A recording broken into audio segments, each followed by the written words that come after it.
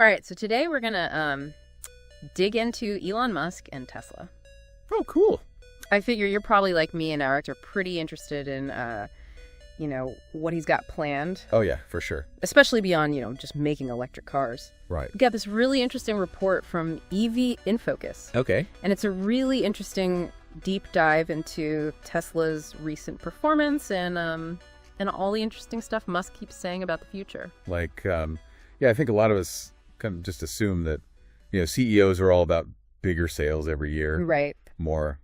Yeah. But Tesla's global sales actually dropped in 2024. Really? Which is interesting. Yeah, that is strange. Tesla's been growing so fast. I mean, did they run out of batteries to make cars or something? Well, that's what Musk is saying. He's claiming that battery production is holding them back. But this report brings up a good point, is that Tesla's own financial reports kind of tell a different story. Oh, really? Yeah, they're talking about reducing inventory and offering discounts to boost sales. So are they having trouble making batteries, or are they having trouble selling cars? Exactly. Okay, so maybe there's more to this sales dip than we realize. Yeah. It also mentions that Tesla's sales are way down in Europe and California. Right. Those are huge markets for Tesla. Huge markets. And it's not just that sales are down, but their overall share of the market is shrinking too. Oh, wow. Data from Experian Automotive and stuff like that. So is Tesla losing ground to all these other electric car companies popping up? Well, that's the big question. Or is it something else? Well, there's another point in this EV in Focus report that's really interesting. Okay. It suggests that Elon Musk himself and his political leanings might be turning off some potential customers. Oh, yeah, the Musk factor. Right. How is that playing out? Well, the report highlights Musk's recent interactions with some groups in Germany. Oh, right. That got some pretty negative press. And actually, one big company decided not to buy from Tesla anymore because of that. So it's not just competition. It's something that, Musk can actually control in a sense. Yeah, it's like a whole new challenge for Tesla on top of everything else. Yeah. So we got sales down, maybe some political issues, and then there's this new Model Y refresh coming out. Yeah. Which looks cool, but it's going to be a lot more expensive. Yeah, the price is going to be quite a bit higher, even with the tax credits and the fuel savings. Yeah, that could make people think twice, especially since there's all these other electric car options out there now. Yeah. It's interesting that both Musk and Tesla's CFO haven't really said much about what they expect for sales in 2025. Yeah, it is unusual for them. They usually love talking about the future and how well they're going to do. Right, and everybody's still waiting for that more affordable Tesla, the one that's supposed to come out in mid-2025. Right. A lot of people are saying that's the key to Tesla really becoming like a mainstream car company. Yeah. Well, this report kind of drops a little bombshell there. Oh, really? It says this supposedly affordable Tesla won't actually be a brand new car. Yeah, it'll just be a modified version of their existing models. So not the game changer everyone was expecting. It seems that way. So we've got the sales slump, we've got the Musk factor, and the new Model Y refresh. Yeah.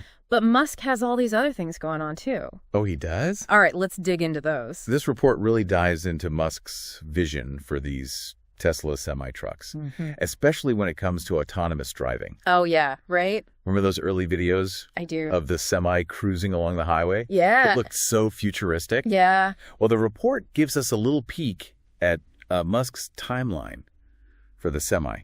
He thinks this venture alone could rake in something like $10 billion in annual revenue. Wow. That's a lot of money. It is.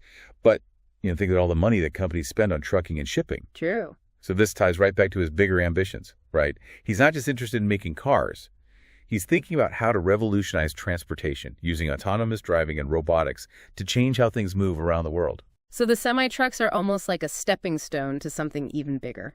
That's a good way to put it. And speaking of big ideas, the EV in Focus report throws out this mind-blowing concept that there might be a future where Tesla's main business isn't making cars at all.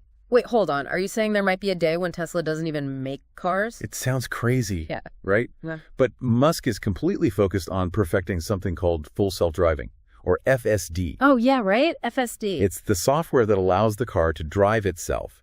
And this report suggests that he might license this FSD technology to other car companies instead of keeping it only for Tesla. So instead of building the whole car, they just provide the brains behind the self-driving feature. Exactly. Wow. Imagine a world where almost every car on the road is using Tesla's self-driving software, even if they aren't actually Teslas. Uh-huh.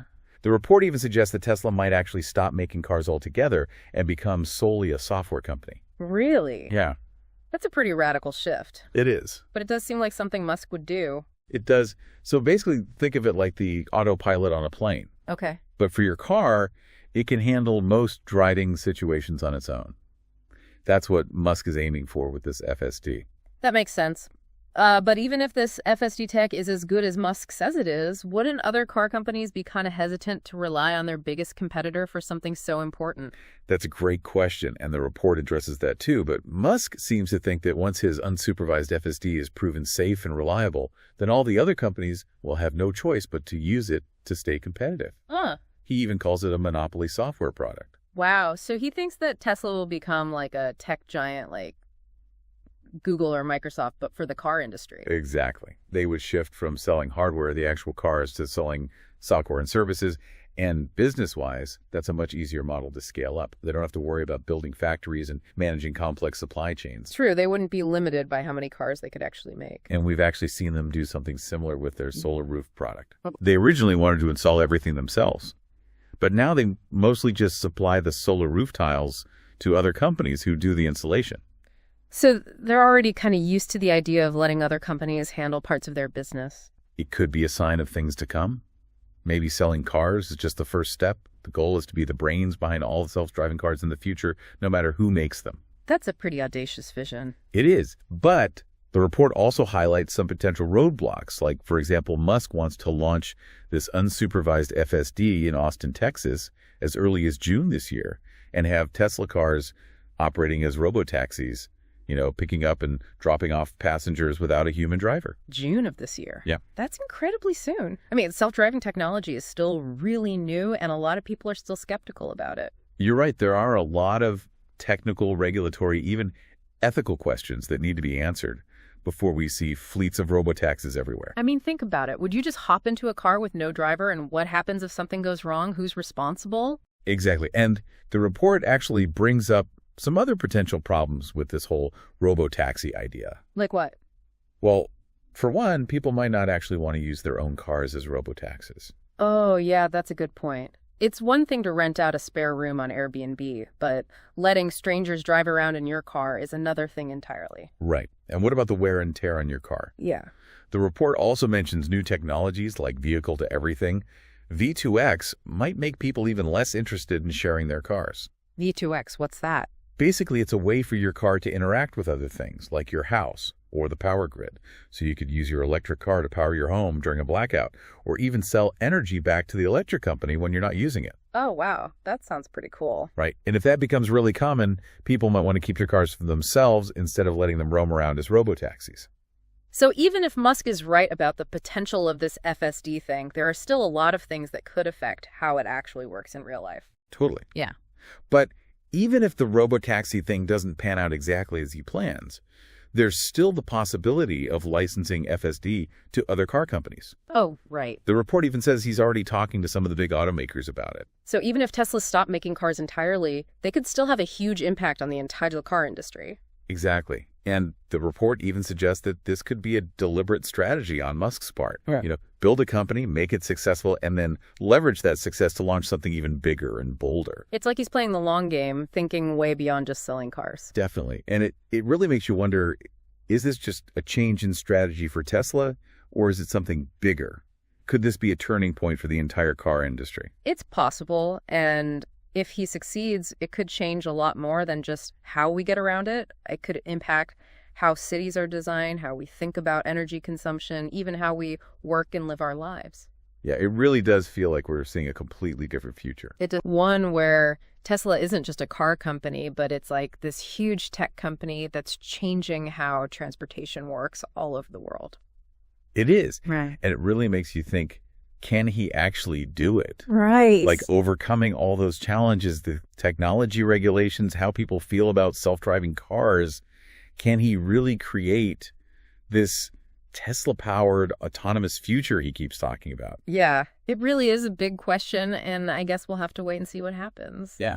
It's going to be interesting to watch, though. Oh, for sure. Speaking of interesting stuff, The report doesn't even really mention the Tesla Roadster. Oh, that's right. You know, the one that was supposed to come out this year? Yeah. It's almost like the Roadster has become like a side project with all this talk about robotaxis and software and stuff. Maybe he's saving it for a big reveal later this year. Right. He does love a good dramatic entrance. He does, but I guess that's part of why we're all so fascinated by Tesla, right? There's always something new and unexpected happening. Definitely. And this deep dive into the EV in Focus report has given us a lot to think about. We've had to really challenge our assumptions about what Tesla is and what it could become and what role Elon Musk might actually play in the future of transportation. Yeah, it's a good point. It's not just about Tesla either. If Musk actually figures out how to make this safe and reliable self-driving technology, it would change so many other industries. Oh, yeah. Think about how it could change how cities are designed, how we use energy, even how we live and work. It's both really exciting and a little bit scary Yeah. to think about. We're talking about some pretty fundamental changes to society here. Yeah. Not just like a new gadget or a new car model. Exactly. And that's what makes this whole conversation so interesting. It's not just about Tesla. It's about the future we're all moving towards and the role technology will play in shaping that future. And the choices we make now, as consumers, as investors, as citizens, will actually determine what that future looks like. Yeah. Are we going to embrace this vision of a world full of self-driving Teslas, or are we going to choose a different path?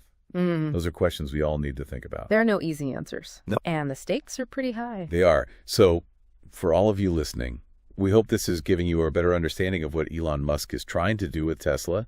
And maybe it's made you a little bit curious to do some more research on your own, explore different points of view, and figure out your own opinions about what the future might hold. Yeah, because ultimately the future isn't something that just happens to us. It's something we create together through our actions and the decisions we make. Right. And, understanding the forces at play, like the ones we talked about today, is crucial to making informed choices about the kind of world we want to live in. Absolutely. Well said. So we'll wrap up this deep dive here. Thanks for joining us on this journey into the world of Elon Musk and Tesla. It's a world full of intrigue, complexity, and sometimes a little bit of bewilderment. It is. But that's what keeps things interesting, right? Definitely. Until next time, keep exploring, keep questioning, and stay tuned for more deep dives into the topics that matter most.